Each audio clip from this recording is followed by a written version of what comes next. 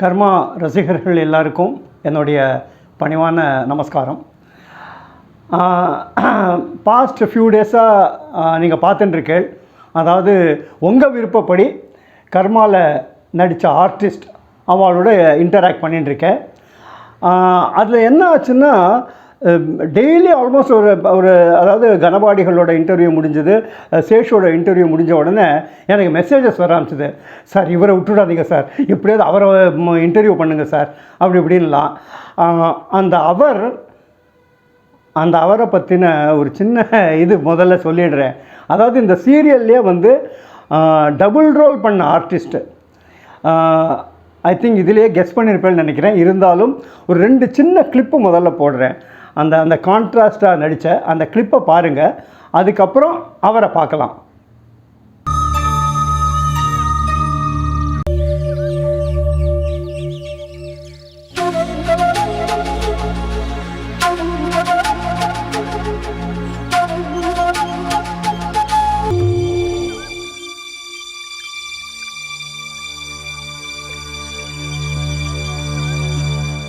சங்கரசாஸ்திரிகளே நில்லுங்கோ.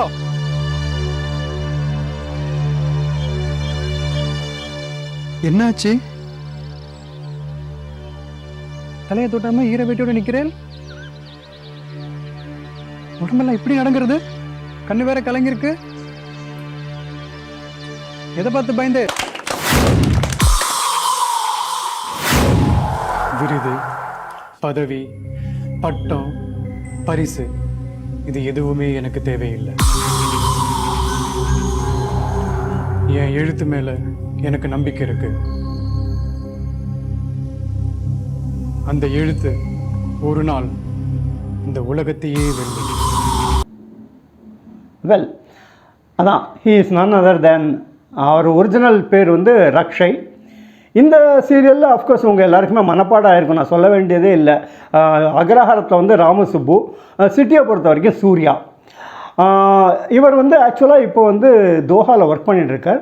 But then ஏதோ அவரோட personal ஒர்க்குக்காக இங்கே he has come to Chennai. அந்த ஒரு சின்ன கேப்பில் கூட நான் சொன்னேங்கிறதுக்காக he has come no. So Rakshay, welcome. Thank you sir. கர்ம ரசிகர்கள் அனைவருக்கும் என்னுடைய வணக்கம்.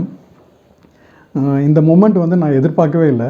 ஏன்னா ஒரு சீரியல் வந்து ஒரு 15 இயர்ஸ்க்கு அப்புறம் திருப்பி கண்டினியூ பண்ணுறாங்க அப்படிங்கிறதே வந்து மிகப்பெரிய ஒரு விஷயம். அது ஏதோ நடக்குதுன்னா ஒரு தெய்வ சங்கல்பம் தான் அது. ஏன்னா நீங்களே பார்க்குறீங்க ஒரு ஒரு ஒரு விஷயம் எப்படி பூம் ஆகுது அப்படிங்கிறது. நான் தோஹா கத்தாரில் ஒர்க் பண்ணுறேன். நான் இங்கே வந்து ஒரு அன்அவாய்டபிள் சுச்சுவேஷனுக்காக வந்திருந்தேன். நான் அந்த ஒரு ஃபார்ச்சுனேட்டாக வந்து சாரும் வந்து கால் பண்ணியிருந்தார், இந்த மாதிரி ஒரு சின்ன பூஜை இருக்குது அப்படின்னு சொல்லி. அது பாருங்கள், அது என்னால் ஒரு சுச்சுவேஷனை வேறு மாதிரி, என்னோடய பர்சனல் சுச்சுவேஷன் வேறு மாதிரி இருந்தது. பட் வந்து அட்டன் பண்ணுற ஒரு சந்தர்ப்பம் எனக்கு கிடச்சிது. எனக்கு அதை நான் ரொம்ப வந்து பெருமையாக நான் எடுத்துக்கிறேன் அந்த விஷயத்தை. அப்புறம் வந்து எல்லாருமே மீட் பண்ணக்கூடிய ஒரு சந்தர்ப்பமும் கிடச்சிது. ஏன்னா 15 வருஷம் கழித்து என்னுடைய கோஸ்டார்ஸை நான் பார்க்குறதும் எனக்கு ரொம்ப சந்தோஷமாக இருந்தது. Okay Rakshay, first thing we should thank God and thank you also. ஏன்னா நீ சொன்ன மாதிரி சந்தர்ப்பம் எப்படி அமைஞ்சது பாரு. நீ ஏதோ ஒரு இதுக்காக வந்த, அந்த சமயத்தில் இதோட பூஜை நடந்தது and you could participate. I am very very happy about that. Well, coming back to Karma. ஆக்சுவலாக சூர்யானே வருவார் ரக்ஷய். நீ சொன்னால் நம்ப மாட்டேன். நம்ம ரசிகர்கள்லாம் இருக்கா இல்லையா, அவன் வந்து கான்ஸ்டண்ட்டாக எனக்கு மெசேஜ் அனுப்பிச்சுட்டே இருக்கா. என்னன்னா, சார் நீங்கள் வந்து கனபாடிகளை பண்ணீங்க, சேஷுவை பண்ணீங்க சார், அந்த சூர்யா அண்ட் ராமசுப்புவா நடித்தா அந்த ரக்ஷை எப்போ சார் பண்ண போகிறீங்க அப்படி கான்ஸ்டண்ட்டாக எனக்கு இது வந்துட்டு இருந்தது. So I am happy to be with you here. இப்போ ஆக்சுவலாக வந்து இது உங்களோட ஃபஸ்ட்டு ப்ராஜெக்ட் கரெக்டாக? ஸோ அது எப்படி உனக்கு தெரிய வந்தது, எப்படி இதில் வந்து நீ கமிட் ஆன, அது நீயே சொல்ல கொஞ்சம். Sure sir. First of all நீங்கள் வந்து என்னை இவ்வளோ பேர் கேட்குறாங்க அப்படிங்கிறது எனக்கே ரொம்ப சர்ப்ரைஸாக இருக்குது.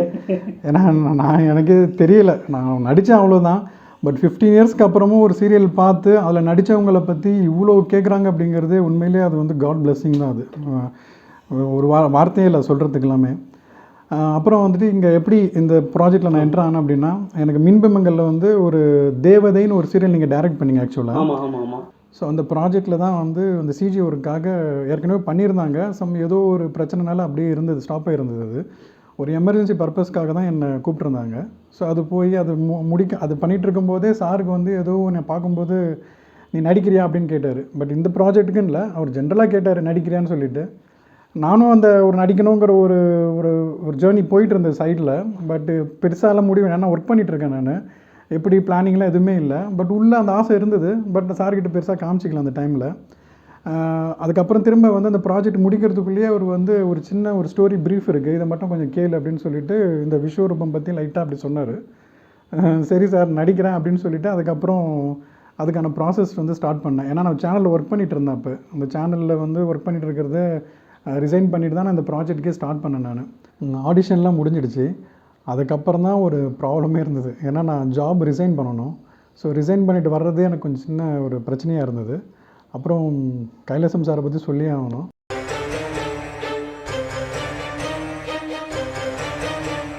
அவர் தான் ஃபுல் சப்போர்ட் பண்ணார் எனக்கு. அவர் தான் வந்து நீ பயப்படாதையா, நீ தைரியமாக வா, அதெல்லாம் பார்த்துக்கலாம். இன்னொன்று வந்து அவருக்கு டெக்னீஷியனாக ரொம்ப பிடிக்கும் அவருக்கு. ஸோ பேசிக்காக நான் ஒரு டெக்னீஷியனுங்கிறனால அவருக்கு ரொம்ப பிடிக்கும். இந்த சீரியலில் பார்த்திங்கன்னா நிறைய ஃபோட்டோஸ்லாம் நான் தான் எடுத்தது. இந்த ஷூட்டிங் ஸ்பாட்டில் வந்துட்டு இந்த ஒர்க்கிங் ஸ்டில்ஸு, இந்த ஆர்டிஸ்ட்லாம் நிற்க வச்சு எடுத்தது. இப்போ சார் போடுறாரு இல்லைங்களா, அது எல்லாமே வந்து நான் எடுத்தது தான் அது.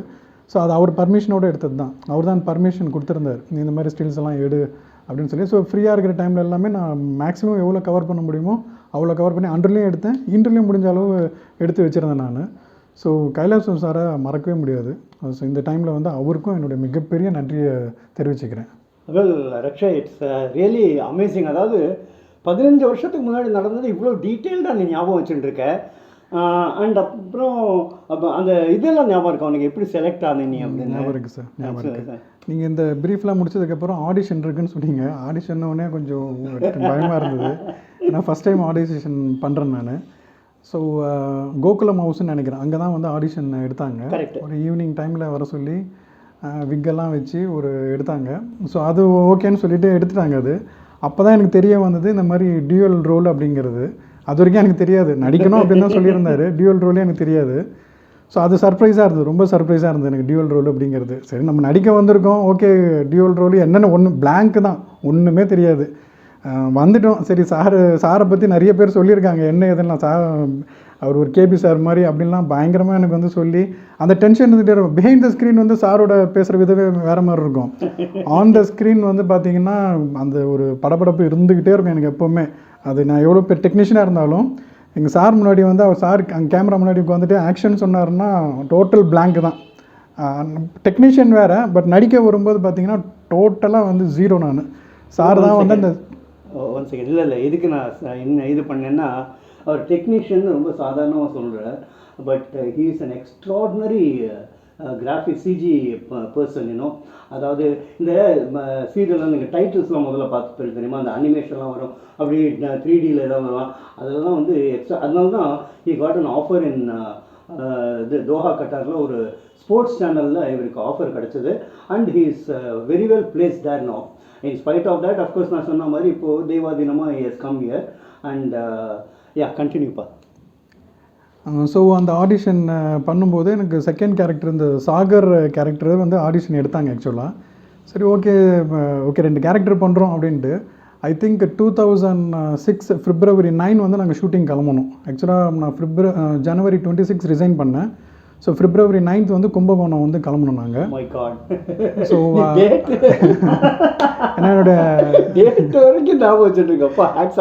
என்னுடைய ஃபஸ்ட்டு சீரியலு. ஸோ அதனால் நான் எழுதியே வச்சுருக்கேன். அதில் வந்து என்னென்னலாம் யாரெல்லாம் எனக்கு மேக்கப் போட்டாங்க, ஸோ அது எல்லாமே நான் நோட் பண்ணி வச்சுருக்கேன் ஃபஸ்ட்டு சீரியல் அப்படிங்கிறனால.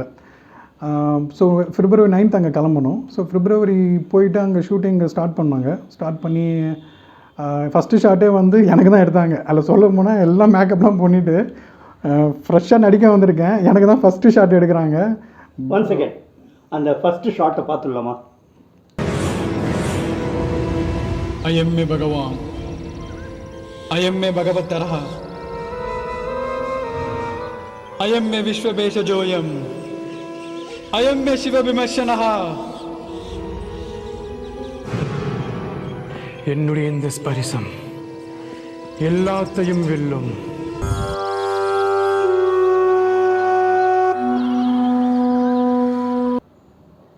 யா நான் how do you feel about that? அதான் சொல்ல வந்தேன்னு நினைக்கிறேன். அது ஃபஸ்ட்டு ஷாட்டே அது எப்படி சொல்கிறதுன்னு தெரியல சார். அது ஒரு மாதிரியாக இருக்கும். அது அது ஃபீல் பண்ணால் தான் தெரியும் அது எல்லாமே. ஏன்னா சில விஷயங்கள்லாம் எக்ஸ்ப்ரெஸ் பண்ண முடியாது. அது நீங்கள் வந்து ஃபீல் பண்ணாலும் வழியே அது உங்களுக்கு தெரியாது அது. ஏன்னா கேமரா முன்னாடி நீங்கள் அது எப்படின்னு தெரியல. சொல்லும்போதெல்லாம் எனக்கு பாடிலாம் அப்படியே ஒரு மாதிரி புல்லரிக்குது எனக்கு அந்த விஷயம்லாம் பேசும்போது.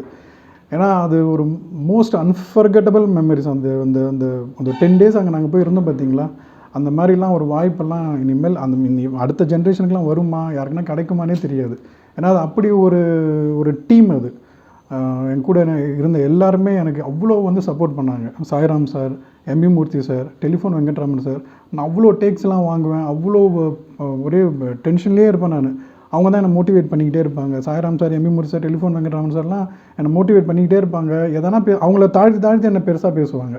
நீ இந்த ஏஜில் வந்திருக்க அப்படின்லாம் வந்து டெலிஃபோன் வெங்கட்ராமன்னா அவர் ரொம்ப என்னை வந்து இது பண்ணுவார். அவர் இப்போ அவர் இறந்துட்டார். அவர் ரொம்ப சப்போர்ட் பண்ணார் அந்த டைமில் அவர் இருக்கும்போது. ஒன்றும் இல்லை மாமா, நான் இப்போ சுப்னியாத்துக்கு தான் போயிட்டு வரேன். அவனோட பொண்ணு மாப்பிள்ளையும் ஊர்லேருந்து வந்திருக்கா போல இருக்கு. அவன் பேரும் கூட ரொம்ப நன்னா. நீங்கள் கிளம்புங்க, அப்புறம் பார்க்குறேன் நான் உங்களை. கிச்சாமி ஒரு நிமிஷம். என்னடா அதிசயமாக வெளியில் வந்திருக்க? வழக்கமாக இலை, செடி, கொடி, மரம், சாறு, வேறுன்னு இதை வச்சுட்டு தானே ஐக்கியமாக இருப்ப. அதெல்லாம் இருக்கட்டும். உங்கள் ஆத்து கொல்லையில் வாழை மரம் இருக்கா? இந்த அக்ரகாரத்தில் யாராத்துல தான் வாழை மரம் இல்லை? எங்காத்து கொலையில் எல்லாம் சின்ன சின்ன கண்ணாக இருக்குது. இப்போ கூட நான் வைத்தியாத்துலேருந்து தான் வாழை இலை வாங்கிட்டு போகிறேன். மற்ற இலையெல்லாம் விட்டுட்டு இப்போ வாழை இலையில் ஆராய்ச்சி பண்ண போறியா?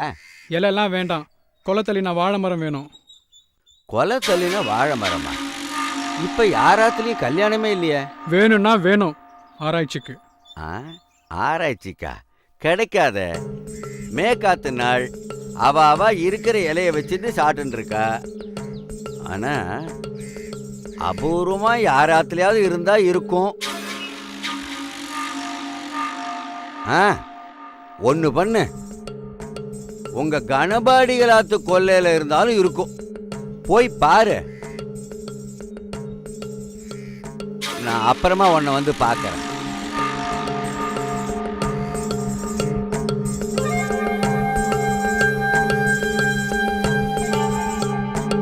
நீ வந்து இந்த மேக்கப் பற்றி சொன்ன இல்லையா, மேக்கப் மேன்லேருந்து ஞாபகம் இருந்தேன்.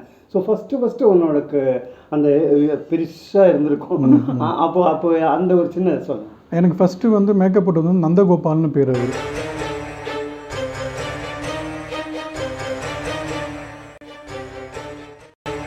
அவர் வந்து இவரோட அசிஸ்டண்ட், சுந்தரமூர்த்தி சாரோட அசிஸ்டண்ட். அவர் ஆப்வியஸாக அந்த மின்பிம்பங்கள்னாலே அவர் தான், அவருடைய அசிஸ்டண்ட் தான் பண்ணாங்க. அவர் நந்தகோபால், அவர் எனக்கு அட்ரஸ்லாம் பண்ணது. மேக்கப் போட்டது வந்து குமார்.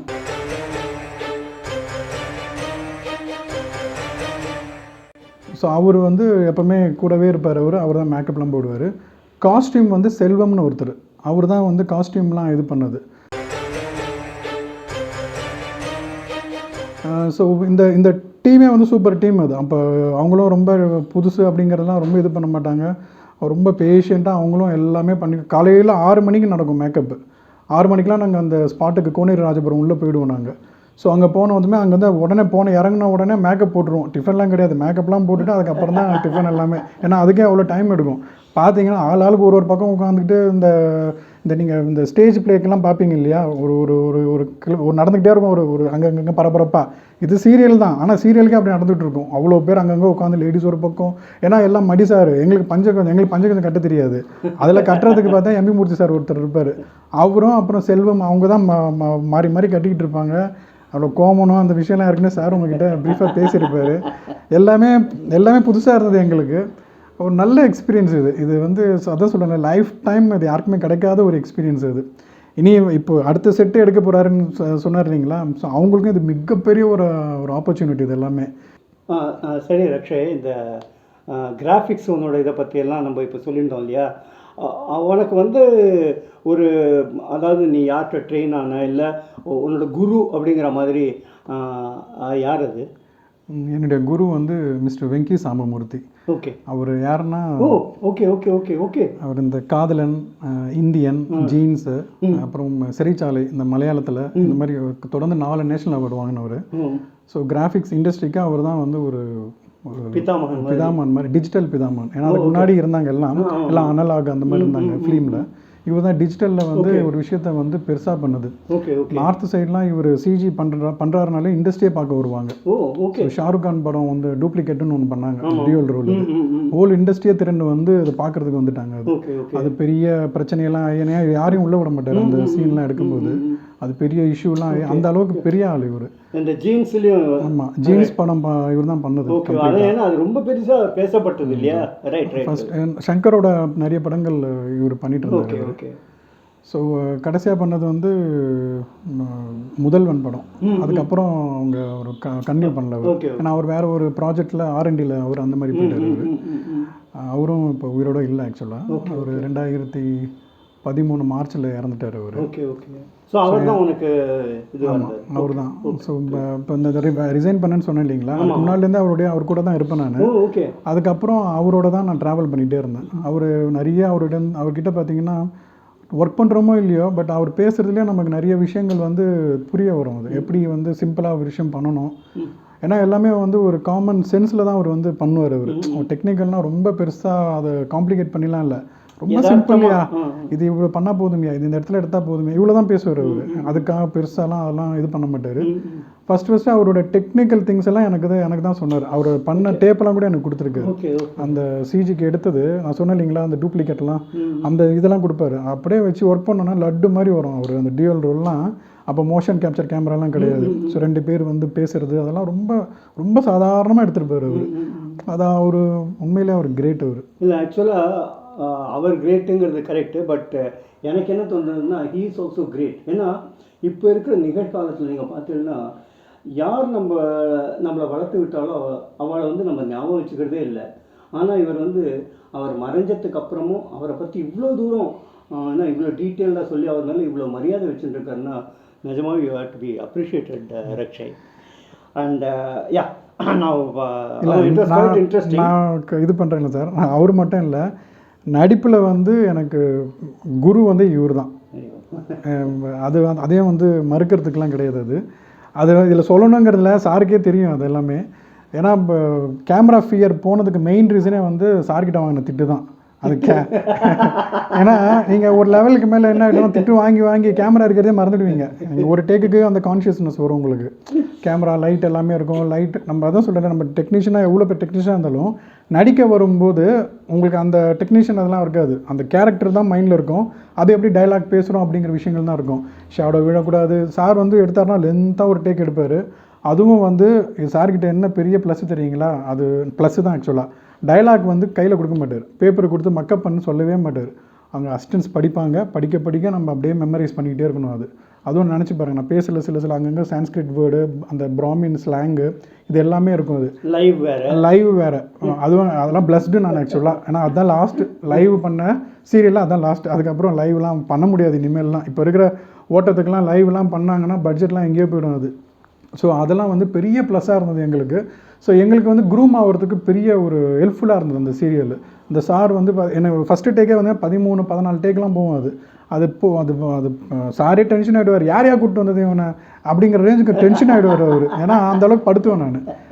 படுத்துவேன்னா அது நடக்கும். அது இல்லை அதான் கூப்பிட்டு வந்தது நான் தான், அது வேறு விஷயம்.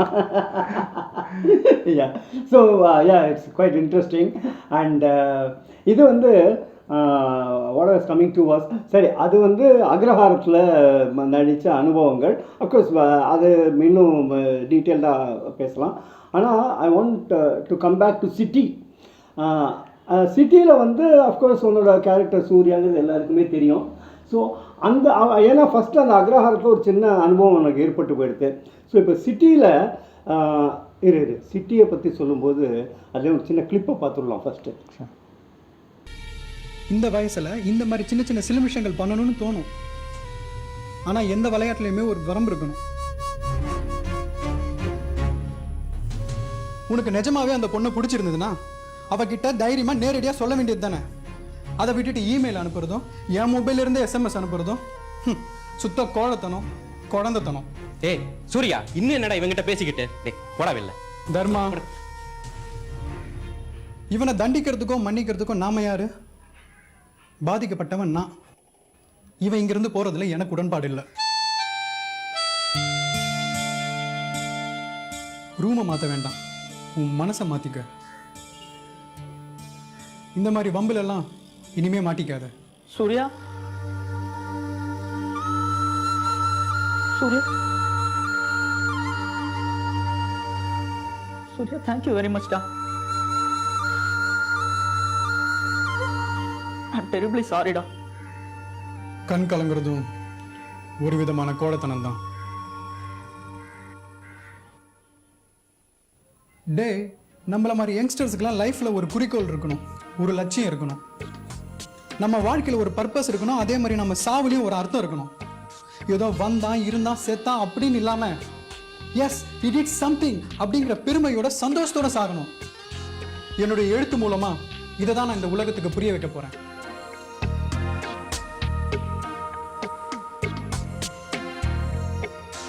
இன்னொரு விவேகானந்தர் மாதிரி வாழ்ந்து காட்ட போறேன். யா ஸோ அந்த சிட்டியில் வந்து அந்த டிரான்ஸ்ஃபர்மேஷன் உனக்கு எப்படி இருந்தது? ஏன்னா அந்த கேரக்டர் டோட்டலாக வேறு மாதிரி. ராமசுப்பு அவன் வந்து ஆராய்ச்சி இல்லாமல் என்ற பேர் மூலிகையெல்லாம் வச்சுருப்பா, அப்படி இருக்கும். இது வந்து எழுத்தாளன். ஸோ இதுக்கும் அதுக்கும் எந்த விதமான கனெக்ஷனும் கிடையாது. So how did you feel about that? இதுலேயே ஒரு ட்விஸ்ட் இருக்குது ஆக்சுவலாக. இது ஒரு பெரிய சர்ப்ரைஸ் என்னென்னா, நான் அன்று நடித்து முடிச்சுட்டு இன்றுக்கு வந்து போனால் நான் ஒரு கேரக்டர் சொல்லியிருக்காரு. நான் அந்த கேரக்டர் மைண்டில் வச்சுட்டு போனால் அங்கே வந்து சூர்யா கேரக்டர். அதுக்கு முன்னாடி என்ன கேரக்டர் தெரியுங்களா எனக்கு? Doctor Sagar character. ஆக்சுவலாக நான் ஆடிஷன் எடுத்தது வந்து சாகர் கேரக்டர் தான் எடுத்தாங்க. ஆக்சுவலாக எனக்கே சர்ப்ரைஸ். அந்த ஸ்பாட்டில் தான் தெரியும் நான் சூர்யாவை மாறிட்டேன் அப்படின்னு சொல்லி. ஸோ அது எனக்கு ஒரு பெரிய சர்ப்ரைஸ் தான் எனக்கு. ஸோ அதுக்கப்புறம் நீங்களே அதை பார்த்துருப்பீங்க அந்த கேரக்டரோட டேக் ஆஃப்லாம் எப்படி இருந்ததுன்னு சொல்லிட்டு. ஸோ சந்தோஷமாக இருந்தது. அதுலேயும் வந்து நடிக்கிறது வந்து அன்று ஒரு அது ஒரு வேறு மாதிரி ஒரு ஃபீல். அது இன்று வந்து அது ஒரு வேறு மாதிரி ஃபீல். அது ரெண்டுமே வந்து டோட்டல் டிஃப்ரெண்ட் ஃபீல். அது நடிக்கிறோங்கிறதுக்காக ரெண்டும் ஒன்றுன்னு சொல்ல மாட்டேன் நான். அது ஏன்னா அது போய் ஒரு இடத்துல இருக்கிறோம், அது ஃபேமிலி மாதிரி ஒரு சர்க்கியூம்ஸ்டன்ஸ். அது இங்கே வந்து அப்படி கிடையாது. இங்கே எல்லாமே லோக்கலில் இருக்கிற ஆட்கள் வருவாங்க, ஷூட்டிங் முடிஞ்சோம் டைமிங் போயிடுவாங்க.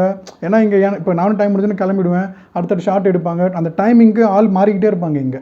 இங்கே யாரும் இருக்க மாட்டாங்க சிட்டியில். அதனால் பெரிய என்னுடைய ஃபீல் என்ன, பெரிய இங்கே இன்ட்ராக்ஷனும் எனக்கு யாரோடமே சிட்டியில் பெருசாக எனக்கு இல்லை. அன்றில் இருந்த ஒரு பாண்டிங் வந்து இன்றில் வந்து பெருசாக யாரோடுமே இல்லை. ஏன்னா சீன்ஸே இல்லை எனக்கு மிஞ்சி போனால் அவங்க அந்த தீபா, அந்த ஞானம் மேடம், இவங்களோட தான் இப்போ அந்த சீன்ஸே இருக்கும். எனக்கு அந்த ஒரு வீட்டுக்குள்ளேயே நடந்துக்கிட்டு இருக்கும், அவ்வளோதான். Games people play. தொந்தரவுக்கு மன்னிக்கணும். எஸ்எம்எஸ் சிறைச்சாலை, வித்தியாசமான டைட்டில். இப்போதான் அந்த சிறுகதையை கனையாழியில் படித்தேன். நடந்த சம்பவத்தை அப்படியே எழுதிந்தேங்க. ரொம்ப சுவாரஸ்யமாக இருந்தது. பாராட்டு எதிர்பார்த்து நான் எழுதுறவன் இல்லை. உங்க தேங்க்ஸ் எதிர்பார்த்து நானும் பாராட்டல. நான் எப்பவுமே ரொம்ப வெளிப்படையா பேசுறவன். இப்படி ஆரம்பிக்கிறவங்க மனசுல தான் நிறைய விஷயங்கள் புதைஞ்சு கிடக்கும். அப்போ நீங்க எப்படி? நானே சொல்றேன். ரொம்ப ஆழமானவர், அழுத்தமானவர். கண்ணுல ஒரு வெறி தெரியறதுனால ஏதோ ஒரு தேடல் இருக்கு, பாதிப்பு இருக்கு. அந்த பாதிப்போட தாக்கம் உங்க எழுத்துல தெரியுது. என்ன நான் சொல்றது சரிதானே? நான் சொல்றது சரின்னு ஒத்துக்க உங்க ஈகோ இடம் கொடுக்காது. தப்புன்னு போய் சொல்ல உங்க மனசாட்சி இடம் கொடுக்காது. என்ன வெளிப்படையா பேசிட்டேனா? சில பேர் புத்திசாலித்தனமா பேசுறதா நினைச்சுக்கிட்டு தேவையில்லாத தேடல் எல்லாம் இறங்குவாங்க. அந்த தேடலுக்கான விட கிடைச்சப்புறம் தான் அது தேவையா தேவையில்லையான்னு தெரியும். அப்போ என்கிட்ட இருந்து உங்க தேடலுக்கு ஒரு விட தேவைப்படுது, சரியா? சரின்னு சொல்ல உங்க ஈகோ இடம் கொடுக்காது. தப்புன்னு ஒத்துக்க உங்க மனசாட்சி இடம் கொடுக்காது. நானும் வெளிப்படையா பேசுறவன் தான். அப்போ உங்க மனசுலயும் நிறைய விஷயங்கள் ஆழமா புதைஞ்சிருக்கும். நல்லா எழுதுறீங்க, ஆனா அதை விட நல்லா சிரிக்கிறீங்க தெரியும். பாராட்டை எதிர்பார்த்து சிரிக்கலன்னு தெரியும். அதே சமயம் பாராட்டினா சந்தோஷப்படுவீங்கன்னு தெரியும். பேச விஷயம் இல்லைன்னா தொந்தரவு பண்ண வேண்டாம்.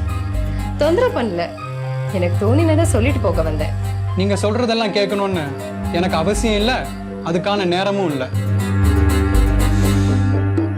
எழுத்தாளர் சூர்யாக்கும் தனி மனித சூர்யாக்கும் நிறைய வித்தியாசங்கள் இருக்கு.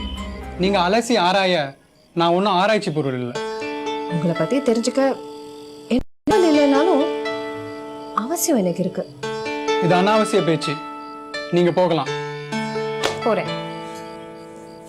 ஆனா நீங்க இந்த வீட்டை விட்டு போகிறதுக்கு முன்னாடி உங்களை பத்திய எல்லா டீட்டெயில்ஸையும் உங்க வாயாலேயே சொல்ல வைக்கிறேன். நீங்க போகலாம்னு சொன்னேன். Good night.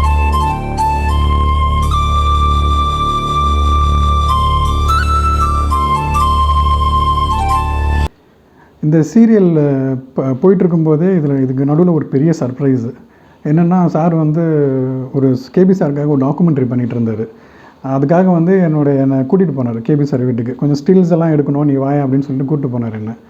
எனக்கு ரொம்ப அது எப்படி சொல்கிறேன்னு தெரியல. கேபி சாரை மீட் பண்ண போகிறோம் இல்லையா, ஸோ அவர் போய் மீட் பண்ணோம். அவர் ரூமில், அவர் பர்சனல் ரூமில் போய்ட்டு எல்லாம் ஃபோட்டோஸ்லாம் எடுத்து அதெல்லாம் ஒரு பெரிய எக்ஸ்பீரியன்ஸ். அதெல்லாமே யாருக்கும் கிடைக்குமான்னு தெரியல. நிறைய பேர் கிடச்சிருக்கலாம், பட் எனக்கு அது மிகப்பெரிய ஒரு எக்ஸ்பீரியன்ஸ் அது. அவர் ரூமில் போயிட்டு அவர் என் மேலே தோல் மேலே கை போட்டுட்டு எப்படி பேசினார். எனக்கு அது எதுவுமே அது ஒரு மாதிரி எப்படி சொல்கிறது, ஒரு பிரம்மா. அவர்கிட்ட பேசும்போது எப்படி இருக்கும் அந்த ஃபீலு. அதெல்லாம் பேசினார், ஃபோட்டோலாம் எடுத்துகிட்டு ஓகே ஃபைன் வந்துட்டோம் எல்லாமே.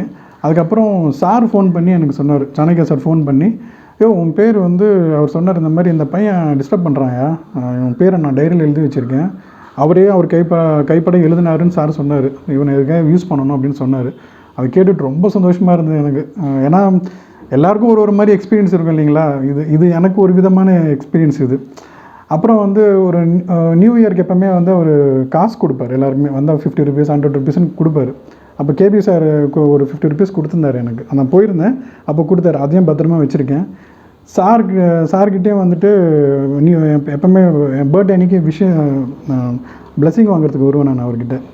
அவர் கொடுத்த ஒரு 101 ரூபாவும் நான் பத்திரமா வச்சுருக்கேன். ஏன்னா ஃபஸ்ட்டு கொடுத்த அந்த இதெல்லாம் அப்படியே வச்சுருக்கேன் நான்.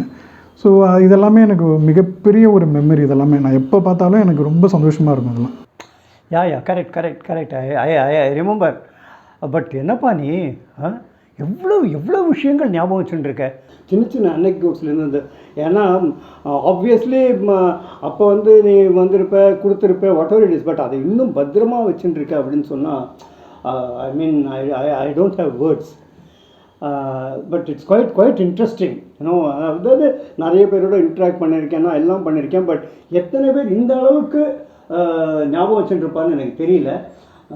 வெல், கம்மிங் பேக் டு அக்ரஹாரம் கர்மா, நீ ஏதோ சொல்ல ஆரம்பிச்சேன்னு நினைக்கிறேன். ஆமாம் சார், அதில் என்ன ஒரு பியூட்டினா, ஃபஸ்ட்டு டே எனக்கு தனியாக எடுக்க வேண்டிய ஷாட்லாம் எடுத்துட்டீங்க. என்னோடய காம்பினேஷன், அதாவது என்னோடய பேரா நடிக்கிறவங்க கூட ஷாட்டு வரணும், திடீர்னு அவங்க நடிக்க மாட்டேன்னு சொல்லிட்டு போயிட்டாங்க.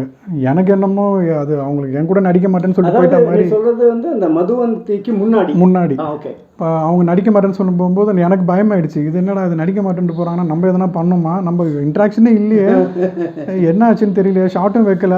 அது ஒரு டென்ஷன் ஆகிடுச்சு. ப்ளஸ் வந்து 5 நாள் சார், 5 நாளுங்க, 5 நாள் சும்மாவே உட்காந்துருந்தேன் கும்பகோணத்தில். ஆனால் சும்மா உட்காந்துருந்தேன்னு சொல்ல முடியாது, இவங்க எல்லாருமே சீனியர்ஸ் எல்லாருமே நான் மானிட்டர் பண்ணிகிட்டே இருந்திருக்காங்க. அப்புறமா சொல்கிறாங்க, 5 நாள் நீ என்ன பண்ண, நாங்கள் உன்னை பார்த்துட்டு தான் இருந்தோம், பரவாயில்ல நல்ல பையன் தான் நீ அப்படின்னு சொன்னாங்க.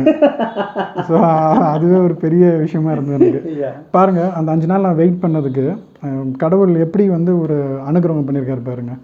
ஒரு பிக் ஃபேமிலி, அதாவது யார், மகாகவி பாரதியாருடைய பரம்பரையில் அவருடைய எள்ளு பேத்தி வந்து எனக்கு பேரா வந்து நடிக்கிறாங்க. அது உண்மையிலே பிளஸ்டு தான். அதெல்லாம் சொல்ல முடியாது. எல்லாமே ஃபஸ்ட்டு சீரியல்லே வந்து இந்த மாதிரி ஒரு டெக்னிக்கல் திங்ஸ் அமைஞ்சு, இப்படி ஒரு டேரக்டர் அமைஞ்சு, அதில் இப்படி ஒரு பாயிண்ட் அமைக்குது அப்படிங்கிறதுனா எவ்வளோ பெரிய விஷயம் இல்லைங்களா. அந்த எள்ளு பேத்தியை பார்த்துடலாமா? வணக்கம். அவங்களுக்கு இந்த காம்பினேஷன் ஒரே ஒரு சின்ன கிளிப் பார்த்துடலாம். திடீர்னு துணியை கிழிக்கிறேன், அதை வச்சு ஜாடியை மூடுறேன், வாழை நாரை கிழிக்கிறேன், திரவியங்களை காய்ச்சிறேன், இப்போ ஏதோ பச்சையில் அரைச்சுன்னு இருக்கேன். ஏதோ பச்சைன்னு சொல்லாத, பல பேரை சிருஷ்டிக்க போகிற இலை இது. அம்புஜத்துக்கு ரெட்டை குழந்தை பிறக்க போகிறதுன்னு சொன்னாலே எதனால்? அவளுக்கு அன்னைக்கு என்ன சொன்னேன்? ஒன்றும் இல்லை, ஒன்றும் இல்லை. உங்கள் ஆத்து கோகுலாஷ்டமி எப்படி நடந்தது? அது எங்கே நடந்தது? கிருஷ்ண ஜெயந்தி அன்னைக்கு கலகலப்பாக இருக்க வேண்டிய வீடு கலகலத்து போயிருந்தது. கலகமா கலக்கமா ஒன்றும் புரியல. அப்பா நெய்வேத்தியம் கேட்டார், ருக்கு கொண்டு போய் வச்சா. பாலாமணி செய்ய வேண்டிய காரியத்தை நீ எதுக்கு செய்கிற அப்படின்னா அவையும். நான் என்ன தப்பா செஞ்சுட்டேன்? அப்பா நெய்வேத்தியம் கேட்டார், கொண்டு போய் வச்சேன். இது ருக்கு. 2 பேருக்கும் சண்டை ஆரம்பிச்சுது. அப்பா ருக்குவை சத்தம் போட அவ கோச்சுண்டு கொல்லை பக்கத்தில் போய் உக்காந்துட்டா. கூப்பிட வரவே இல்லை. அப்பா வந்தார். அவைய குடுகுடுன்னு ஓடி போய் அவர்கிட்ட முறையிட்டா. அப்பா ருக்குவை கண்டிக்கிறதுக்குள்ள அவையத்தை இவ மாட்டி விட்டுட்டா. இப்போ அப்பா கண்ணுக்கு அவையம் பொல்லாதவளாயிட்டா. எப்படி இருக்கு பார்த்தேல? ஏன்னா நம்ம ருக்கு நடந்துக்கிறத பார்த்தா சங்கரன் மாமா பொண்ணு மாதிரி இல்லை, அவள் மாமா கிச்சாமி மருமாளா தெரியறா. பொல்லாத்தனம், தீசல், துக்குரித்தனம் எல்லாமே அந்த கிச்சாமி தான். ருக்குவால் வீடே 2 ஆயிடுது. போக போக எதில் போய் முடிய போகிறதோ நினைச்சாலே ஒரே கவலையாக இருக்கு. ஐயா இப்போ வந்து ஓகே, அக்ரஹாரம் இதாச்சு. நம்ம சிட்டி அந்த சாகர் அந்த இது எதுவும் சொல்ல வந்திருந்தேன் இல்லையா? சாகர் கேரக்டர் தான் நீ முதல்ல பண்ணுறதா இருந்தது. அண்ட் அஃப்கோர்ஸ் அந்த இவ பிரியாவா நடித்த தீபா, பாம்பே ஞானம் லிமிட்டடாக உனக்கு இருந்தது ஆக்சுவலாக. பட் டாக்கிங் அபவுட் சிட்டி, இப்போ வந்து நான் பிகினிங்கில் நீயே சொன்னேன், இப்போ வந்து அதோட கர்மா வந்து ரிவைவ் பண்ணி கண்டினியூ ஆக போகிறது. So what exactly is your feel about it? ரொம்ப சந்தோஷமாக இருக்குது சார். ஏன்னா இப்படி ஒரு விஷயம் கேள்விப்பட்டதே கிடையாது. ஒரு 15 இயர்ஸ்க்கு அப்புறம் ஒரு சீரியல் வந்து திருப்பி கண்டினியூ ஆகுதுன்னா அது கண்டிப்பாக அது உங்களுடைய சப்போர்ட்னால தான். சாரே வந்து இந்த மாதிரி விஷயங்கள் வந்து பண்ணியிருக்காரு. ஏன்னா சாரை பற்றி எனக்கு தெரியும். எனக்கு ஒரு விஷயத்தில் சீக்கிரம் இறங்க மாட்டார் அவர். அப்படி இறங்குறாருன்னா அதுக்கு பின்னாடி எவ்வளோ பெரிய விஷயம் நடந்துகிட்ருக்கு அப்படிங்கிறது தான். ஸோ அதுக்கு முழுக்க காரணம் வந்து நீங்கள் தான், வியூவர்ஸ் ஆன நீங்கள் தான். நீங்கள் இதுக்கு எவ்வளோ வந்து சப்போர்ட் பண்ணுறீங்க, உங்களுடைய கான்ட்ரிபியூஷன் எந்த அளவுக்கு இருக்கோ அந்த அளவுக்கு இந்த சீரியலோடைய அவுட்புட்டும் இருக்கும். ஸோ நீங்கள் சில விஷயங்கள் பார்க்கணுன்னு நினச்சிங்கன்னா சில விஷயங்கள் நீங்களும் பண்ணணும். பண்ணிங்கன்னா அதுக்கேற்ற மாதிரி உங்களுக்கும் சார் வந்து ஃபுல் பேக்காக அது பக்காவாக வந்து உங்களுக்கு ஒரு டெலிவரி கொடுப்பாரு உங்களுக்கு. ஸோ உங்களுடைய ஆதரவு வந்து இதுக்கு இந்த கர்மாவோட செகண்டுக்கு ரொம்ப ரொம்ப ரொம்ப ரொம்ப ரொம்ப தேவை. இப்போ ரக்ஷய் சொன்ன மாதிரி உங்களோட ஆதரவு, உங்களோட சப்போர்ட்னால தான், இன்ஃபேக்ட் நீங்கள் தான் வந்து இது இந்த உந்துதல் எங்களுக்கு வந்து இந்த செகண்ட் பார்ட் பண்ணணும் அப்படின்னு. நிச்சயமாக வந்து திருப்திகரமாக பண்ண முடியும்னு நான் நம்புகிறேன். அட் த சேம் டைம் உங்களோட சப்போர்ட் இல்லாமல் it is not possible. So என்ன சொல்கிறது, ஒரு ஒரு ஒரு ஒரு சின்ன அப்பீல்னு வச்சுங்களேன். Whatever is possible from your side நீங்கள் கான்ட்ரிபியூட் பண்ணலைன்னா அது ரொம்ப ஹெல்ப்ஃபுல்லாக இருக்கும். ஏன்னா நான் வந்து ஆக்சுவலாக தெரியும் இல்லையா உங்களுக்கு, பூஜை போட்டாச்சு, இப்போ ஷூட்டிங் ஆரம்பிக்கணும். ப்ரீ ப்ரொடக்ஷன் ஒர்க்லாம் நடந்துட்டுருக்கு. பட் என்னென்னா இந்த ப்ரிவேலிங் அந்த கோவிட் கண்டிஷன்ஸ்னால ஷூட்டிங் கொஞ்சம் டெஃபர் பண்ணி வச்சுருக்கேன். But I am sure that the entire team they are all very excited. மறுபடியும் அக்ரஹாரத்துக்கு போகணும், மறுபடியும் சிட்டியில் நடிக்கணும், எல்லாருமே சொல்கிறேன் ஓவராலாகவே. ஏன்னா நீங்கள் அந்த இன்டர்வியூலாம் பார்த்தா தெரிஞ்சிருக்கும் ஹவு ஆத்மார்த்தமாக எவ்வளோ ஜெனுவினாக அவள் இருக்கா அப்படின்னு. ஸோ நிச்சயமாக வந்து அதை வந்து டெலிவர் பண்ண முடியும் அப்படின்னு நான் நம்புகிறேன்.